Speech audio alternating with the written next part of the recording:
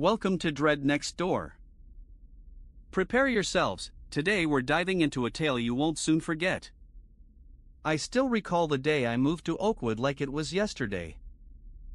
The crisp autumn air carried the scent of decaying leaves and the distant smell of wood smoke from chimneys, signaling the onset of winter.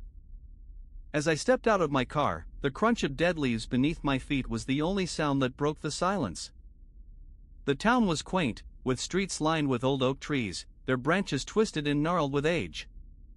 My new home, an old Victorian house on Elm Street, stood tall and proud, its windows gleaming in the fading light of day. As I unpacked, the creaks and groans of the old wooden floorboards seemed to welcome me, or so I thought. The first few days were uneventful, with me getting familiar with the town and its people. But as the nights drew in, I began to notice something odd. The streets, once bustling with people, would empty out by dusk, leaving an unsettling silence in their wake. It was as if the whole town was holding its breath, waiting for something to happen. One evening, as I was walking back from the local library, I saw a figure standing under the old oak tree in the town square. It was a woman, dressed in a long, black coat that seemed to swallow her whole. Her eyes were fixed on something across the square, and I felt a shiver run down my spine as our eyes met, or at least, I thought they did. She vanished into thin air, leaving me wondering if I had really seen her at all. The next day, I asked around town about the woman, but no one seemed to know anything.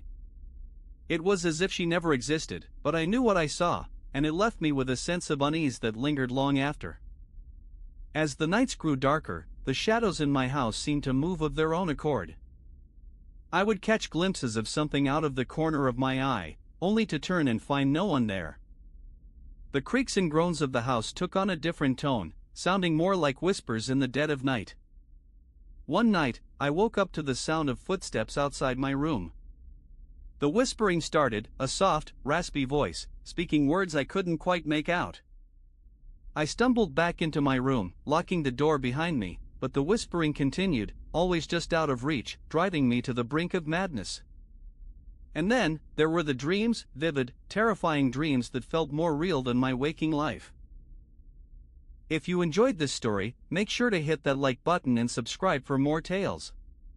Drop a comment below telling us your personal experience. Until next time, sleep tight.